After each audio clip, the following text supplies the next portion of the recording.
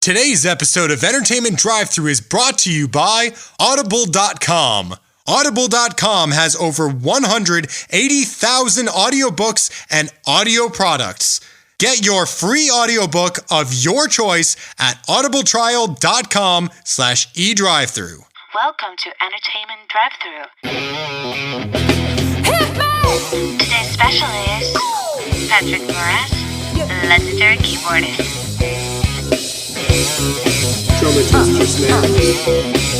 Quiet on the set.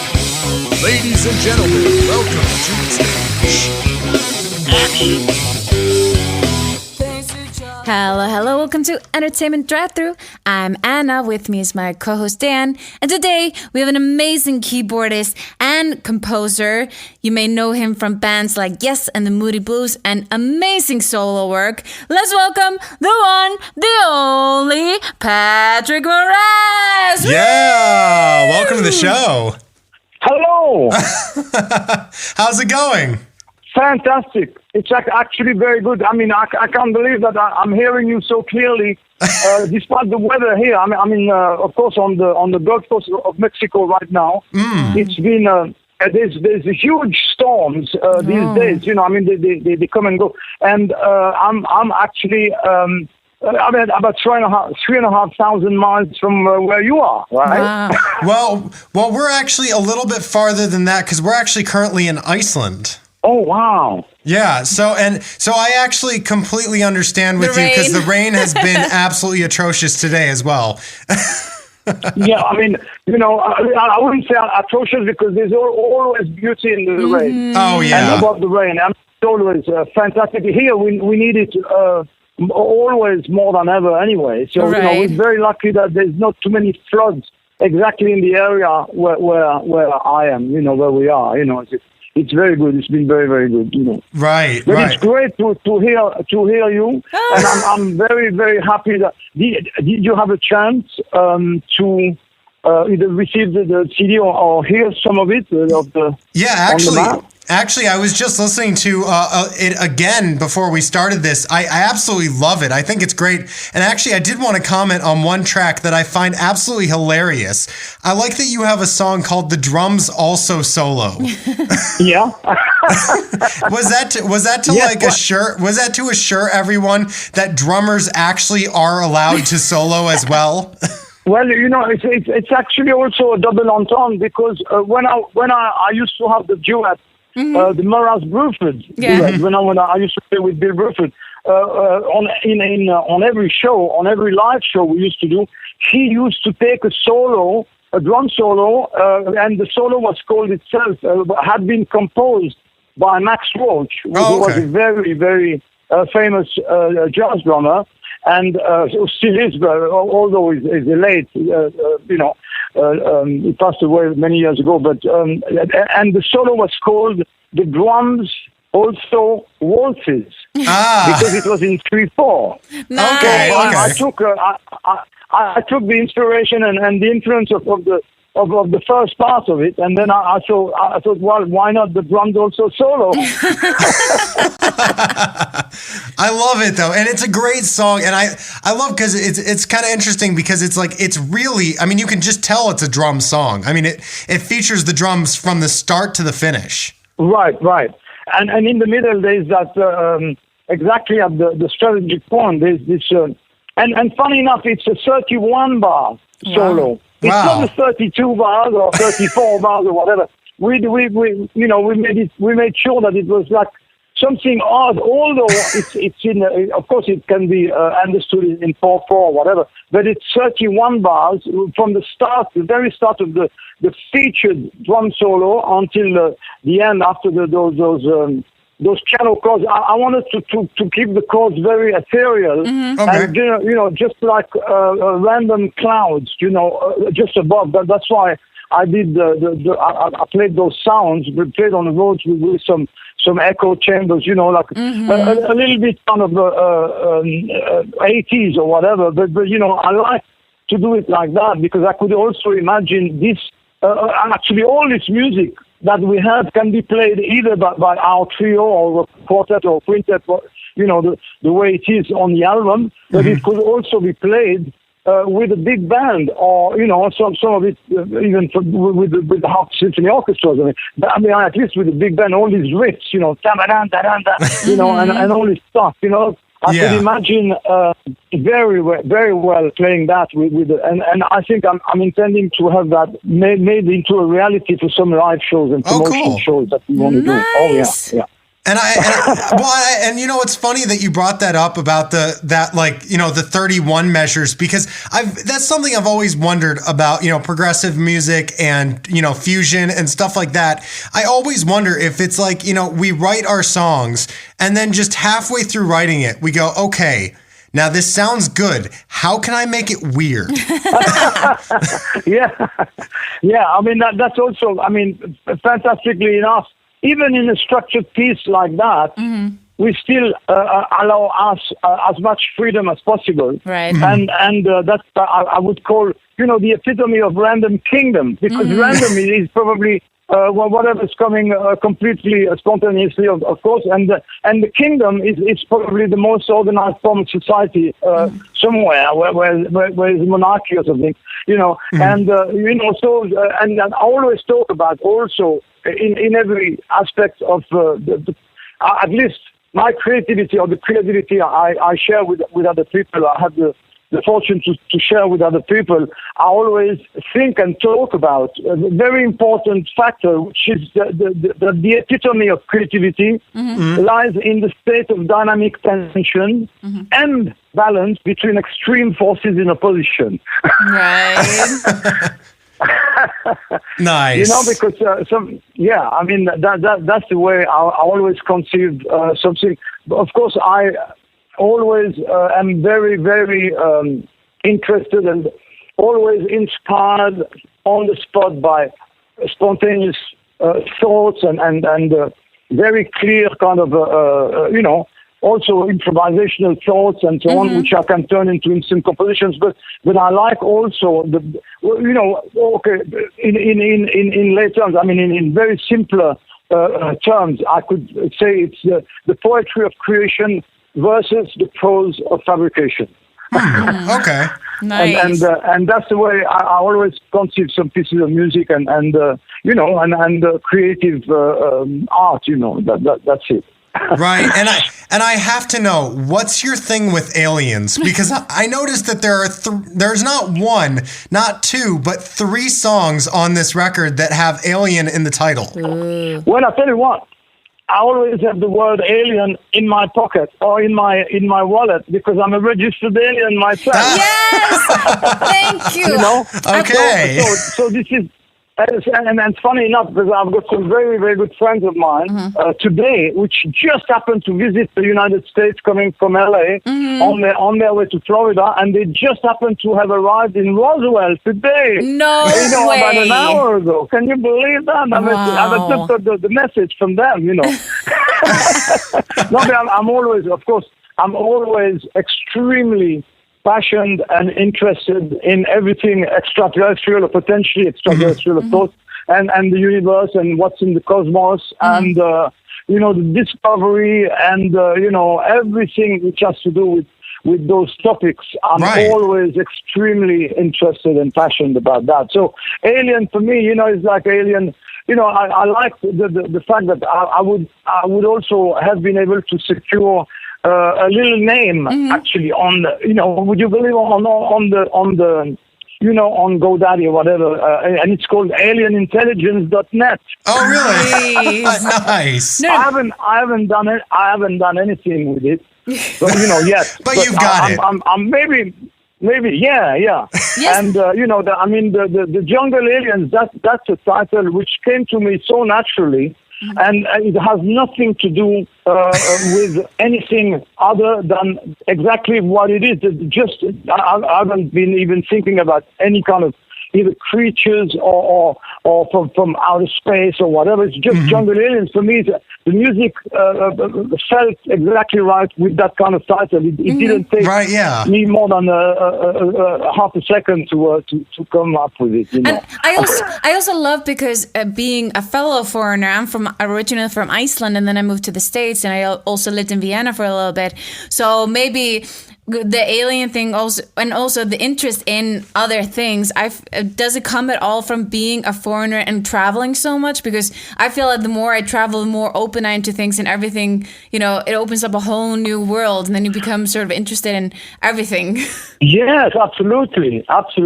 Oh, yeah. I mean, it's always good to be totally open to every possible and every possibility, you know. Right? Well, and I was going to say, because you said that you do have an interest in, extraterrestrial life and, stuff in the space and all of that stuff. And actually we are in a very exciting time, I think, for that kind of stuff. I mean, there's stuff happening, every week where, scientists are posting, just a little bit of like exciting news, maybe a new planet's discovered or something. It's a very exciting time. And funny enough, also I always say funny enough because that's it's a force of habit when I talk like that very quickly or whatever. But my second cousin, whom I used to spend quite a lot of time when we were kids together, his name is Michel Mayor from Switzerland. Was the very very first astrophysicist to have officially discovered the first ever extrasolar planet. Wow. Oh, wow. And Pegasi, you can actually research it on the internet. The name is Pegasi 61b. Wow. And he discovered it he was the very first one. Since then, of course, hundreds and maybe thousands, maybe more exoplanets have been discovered. But he was the very first one, and that was in 1995. Yeah. And to come up with such a discovery is absolutely staggering. Also another piece of trivia about me, which is part of the history.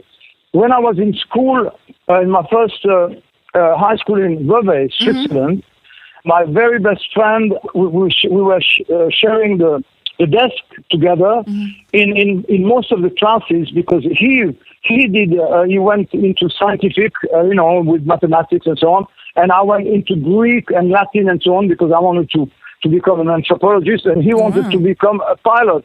And he was the first ever pilot, Claude Nicollier, very famous, and he actually is the only Swiss and one of only 2 European astronauts from ESA, ESA, to have come with NASA, and he went up to space to repair the Hubble Space Telescope 4 times already, starting in 1993. The first of his first mission was the beginning of December 1993, and since then he's done 3 other ones.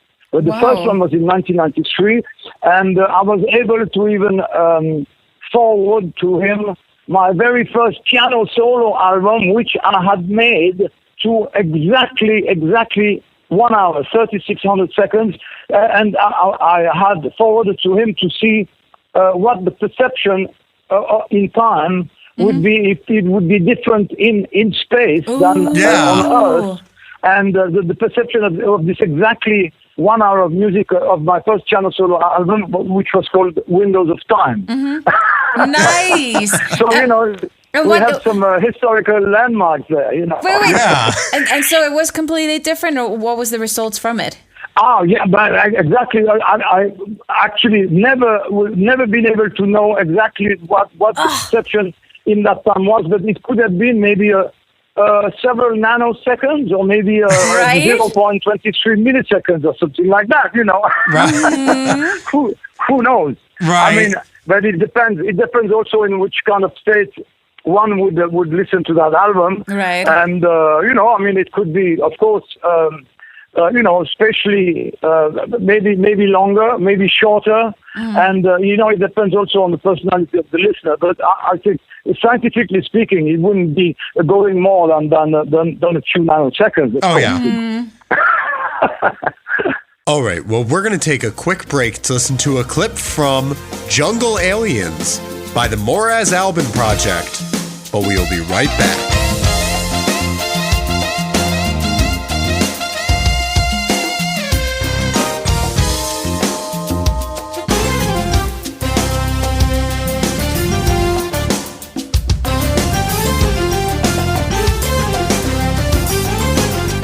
Now, the album, though, that we've been talking about that, you just, finished up here is called Map. And I wanted to ask you, because, you're working with a tremendous drummer on this, Greg Albin. How did you get, connected with him to do this project? I mean, I don't really have to ask why it's called Map. I mean, that's pretty obvious. Right. Because Moraz Alban project, I've known Greg Alban, who's a very, very good friend of mine since more than 30 years. Oh, wow. And when I was with the Moody Blues, we were touring, and sometimes we had, of course, some days off, sometimes even some weeks off and whatever. And I happened to stay sometimes in Los Angeles longer. And in the area of Manhattan Beach and Redondo Beach and Hamza Beach, I don't know if that rings a bell to you, but there was a club I used to go out there with my wife at the time, in the beginning of the 80s, and it was called the Red Onion, I think, and it was best, one of the best dance club, dancing, and whatever. And then there was a band when these clubs still had real bands instead of just DJs. I'm not condemning the DJs because there's so many things to do, but there was real band, and the band Red Onion happened to have the band of Greg Alban with John Avila on bass, and I was so impressed with their playing already. They were playing, of course, the top 40 and so on. Right. And I was so impressed with them that when I had to make a decision about some aspect of the recording of my Time Code album in 1985, which I recorded some of at the record plant in Los Angeles, which was the #1 studio at the time over there, I asked Greg and John Avila, in a way, I gave them their first outing in the real world of recording, Wow. and they played excellently on 3 tracks, on Time Code, which is the track #1, and I think the very last track, and another track in side 1, and when albums had sides, they did such a fantastic job. We always kept in touch and in friendship, of course. And a few some time ago, I mean, I could say even easily 2 years ago, not that many years, but a few years ago, I stayed with Greg, and we met in big time and so on, and we were used to share an apartment in Redondo Beach, and he asked me, he said, "Hey Patrick, how about composing some music which I could play for you, and we could record over some time, and no rush, no problem, just at our pace and so on, and just see where it goes." And the album took its own flight with its own wings, so to speak. Right. And so I was very excited about that because I heard the first demos. I composed the music, I arranged it. I composed most of it in my studio in Florida to prepare for the recording zone, and then moved everything to Torrance, to a great studio called Total Access, which I had already known the owner of and the main engineer, Win Davis, and he did a fantastic job all the time. And the sessions were very, I wouldn't say sporadic, but there was, we used to spend maybe, I used to be 4 to 6 weeks in LA, and out of these 6 weeks, maybe we could do a week there, maybe a few hours there, a few days there, and so then come back and so on. So it took, the album took its own pace over maybe a few years. But it's still a very present kind of album, and it's very current. And all of the decisions were made between, of course, Greg and myself about also the choices. I composed 14 pieces of music for the whole project, and eventually Greg chose 9 of them, which could fit exactly his art of playing and so on, and still very. And I tell you what, he did such a fantastic job. I mean, for example, there's a tune called "Jazz in the Night," right? Yeah, which is the 4th cut on the album, and I had all the charts made and so on. And I played it not only to him, but I played it to several friends of mine, several excellent drummers, and not one of them, apart from Greg, took the chance to play on it. Really? Because they said it was too complicated. They said it was not too complicated. No, I know a couple of drummers who could have done it differently. Right. Maybe, Right. Greg took it very, very seriously, and instead of reading the charts like he could have, or he just took some notes, but mainly he said, "I'm going to listen to it in the car until I know this piece by heart, Interesting, and where yeah. I want to play the accents, and when I'm going to play the drums and so on." And I mean, it took maybe several months before he could even start thinking about recording, because we don't want to waste too much time in the studio recording and re-recording and redoing that and that. So Right. he was ready. He rehearsed it with me, and then we went to the studio. And also, the excellent the way that other players were with us, like Lenny Castro, who currently is with Toto right now. Oh, yeah. And Toto is with Yes. It's funny that, everything comes around, it's Right. unbelievable, And my very good friend Matt Malley is also playing some sitar on the Indian flavored cut, Mambe Mantra. Yeah. And I also asked another very, very good friend of mine, Patrick Perrier, to play on that I think it's the 8th track. Yeah. Mambe Mantra. And he was in Switzerland. I recorded with him many, many sessions with Patrick Perrier in Switzerland, where I have also another group more jazz-oriented than just the map.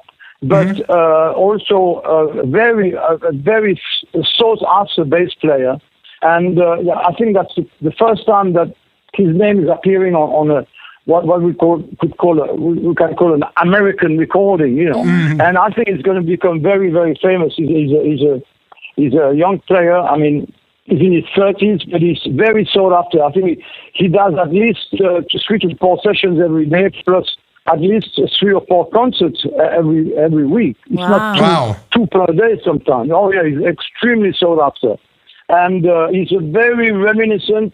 Of course, he can read and write like there's no tomorrow, Right. and so that really helps and so on. But he can also improvise and play very very similarly. Although of course there's only one and only Jaco Pastorius in the world. Oh, yeah. But very, very near that kind of style. Wow. And with that kind of technique as well, So Yeah. it's a fantastic. I think it's a really great combination of players that we've been able to gather. Oh, around absolutely. for the album. Amazing one. Well, and I wanted to ask because, you talked about how it was a several-year project, and there was traveling involved and all of that stuff. What has been one of the biggest challenges with this specific album, and what have you done to overcome that?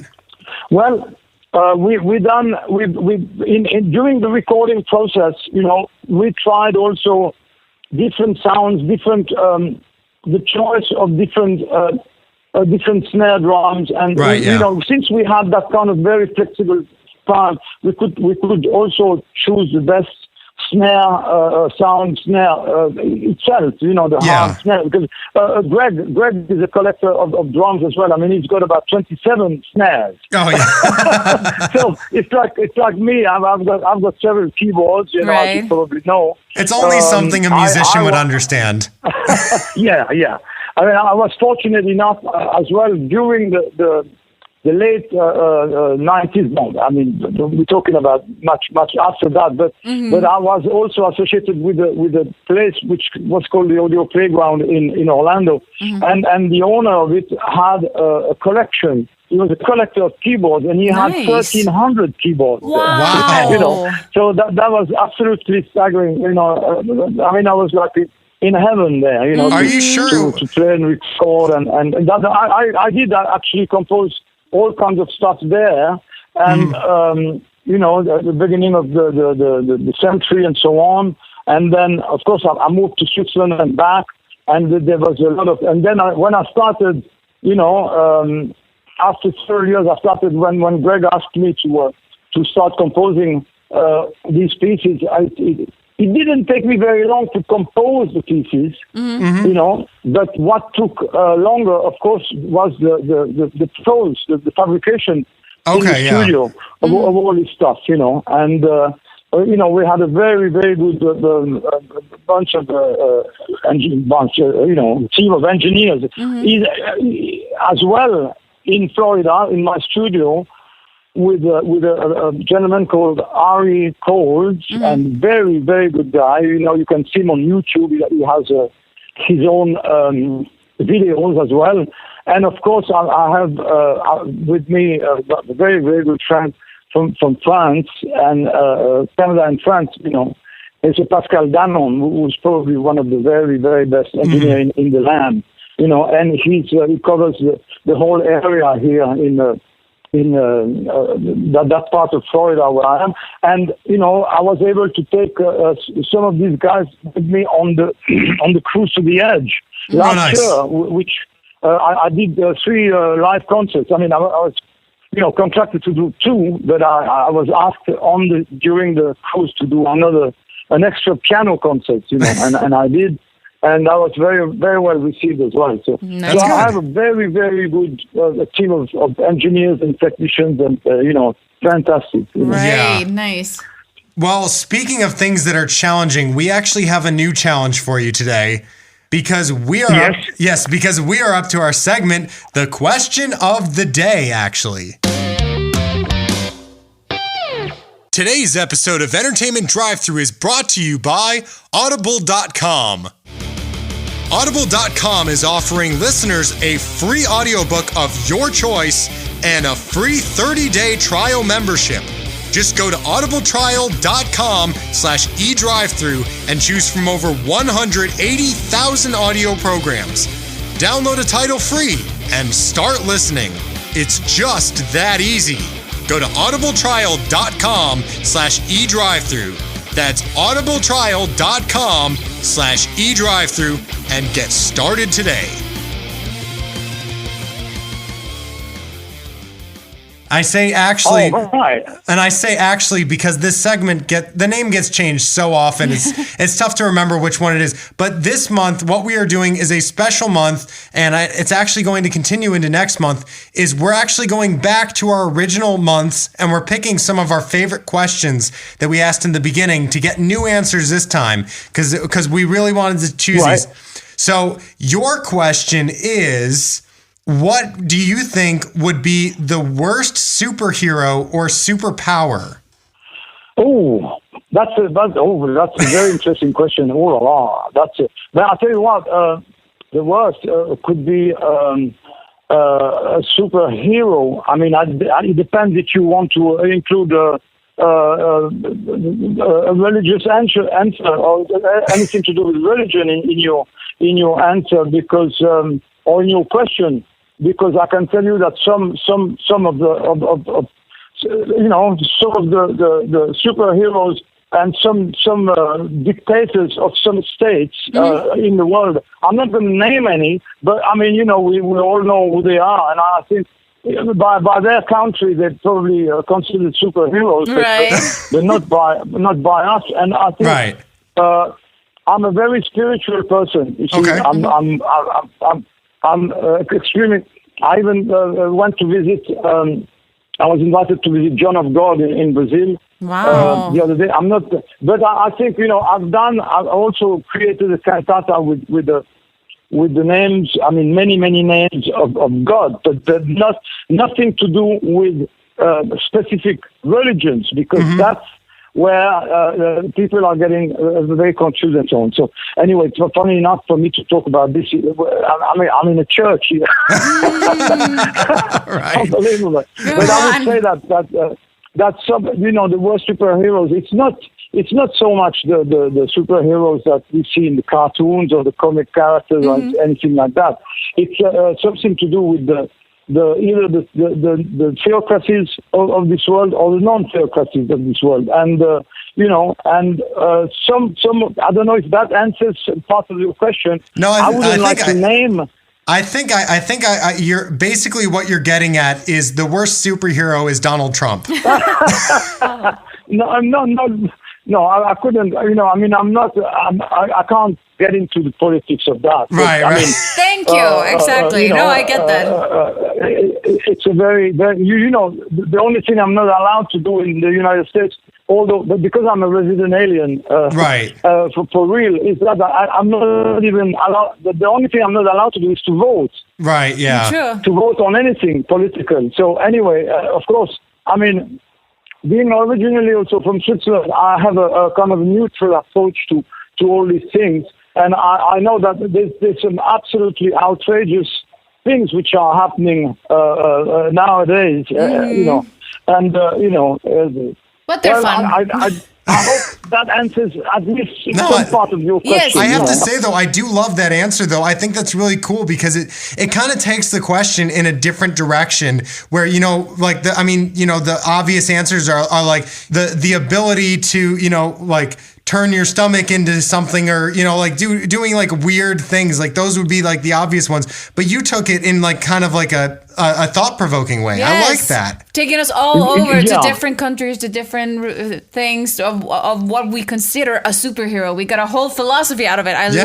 love it. Right. Exactly. Yeah. Exactly. Yeah, I'd like to take it to a more kind of universal understanding. Perfect. And maybe also with some aspect of cosmicity Yes. into it. He took this. Of course, yeah. He took this the progressive rock and fusion way, whereas you had 4/4. That was the typical answer, but he said, "I want 7/8." Exactly. That's perfect. Bravo. But getting back to the interview now that we've had fun, but I did want to ask you now, in terms of your career as a whole, because I mean, you've been in some, really legendary groups. You've worked with some really legendary musicians. And I wanted to know, what has been some of the best advice that maybe someone gave you that you would recommend to someone just getting started? Work, practice, listen, and if it's a keyboard player, I mean, try to master some techniques and so on. Mm-hmm. It doesn't have to be always the exactly the schooling technique that one is learning with all the tests and then the exams and so on. But work, listen to all the music of the world, not only to certain styles. Right. And be open to everything, as much as possible to any kind of music and so on. And also, I know that nowadays there's a lot of drum machines and so on. Right. But, yeah. to make sure that one masters the rhythms and the rhythm and the dynamic phrasing and the exact to be as precise as possible in rhythm and if one has some difficulties with rhythm, to practice that more and more. Yes. And also to practice, even to play some scales, to play also music, even simple themes or simple pieces, to play them in all keys, all 12 keys, Right, yeah. and to not be afraid to consider the knowledge and read as many books, or at least apply what is being read, Right. whether it's about harmony and counterpoint and also about the circle of fifths, or see, in French we say the cycle, le cycle de quinte in French. It's a cycle of fifths. Right, Yeah, yeah. circle of It's fifths. the circle of fifths. I never remember understood that. why, because it's a circle. A circle is not as rich as a cycle, but cycling, of course, implies the notion of time and space, whereas a circle only the notion of a geometrical kind of design, which is maybe, of course, a cycle, a perfect circle is, of course, what they call cosmic geometry at its best. Right, But exactly. Anyway, what I'm saying is to be able to be open to all possibilities and not be afraid to work many hours a day, practicing and learning, and read the books. Read the books about read everything one can read it, and listen to as much different music as possible. And I love that you pointed out using all the different keys and all the different to practice to understand the dynamics and all this stuff. And because my dad loves Yes, I have to ask this. He was showing me the record that you made, and that made such a difference. And all the fans know which one you made because it was so artistically, and you could hear the difference so vastly. And that's why I want to ask you, how was your experience with Yes, and what did you learn from it? Oh, I really enjoyed. I had at the time. I had very little. I had very little time to actually learn. Although I had listened to Yes since the beginning of their career, and I had met them in 1969. But since '68, I had already listened to the first album and so on and so on. But by the time they asked me to join them, there was 7 symphonies to learn. You know, there was all these. I mean, considering, of course, that the Topographic Ocean is a double album, so that makes 7 albums that I had to learn at this and learn the moves of within the 6 weeks. During the 6 to 8 weeks that we were also at the same time recording Relayer. Oh wow! And that we were also starting to rehearse. We only had about 3 or 4 rehearsals. Towards the end of the recording of Relayer, maybe something under 2 weeks altogether before we went to America. Wow! And I wrote down some huge sheets mnemotechnic sheets to remind myself. Because there was a very complex kind of things. Also, I jumped from 7 keyboards to 14 keyboards and so on. And, I remember that by the time we arrived to play in Madison Square Garden, there was a several minute standing ovation for Yes, of course, for us. And I remember tearing down apart all these sheets of music and throwing them in the audience. Because I knew everything by heart by then, Right. And, also, I was taking some personal kind of, if you say, risks. I mean, risk. I was doing my solos and improvisation the way I wanted to do them, and not generally. Sometimes not always the note for note, which is found on the album. So that was the difference. But there was a very good understanding, a very very very good. Level of creative forces there. And Chris asked me in the beginning of 75 then to participate in his album Fish Out of Water, and that's where I played with Bill Bruford for the first time officially, and then Steve Howe also asked me to orchestrate the first piece on his Beginnings album, his first solo album, and I orchestrated that. It took me 3 weeks to turn, let's say, a sentence of 3 notes repeated several times into a 6-minute 40 piece of music with the half a symphony orchestra.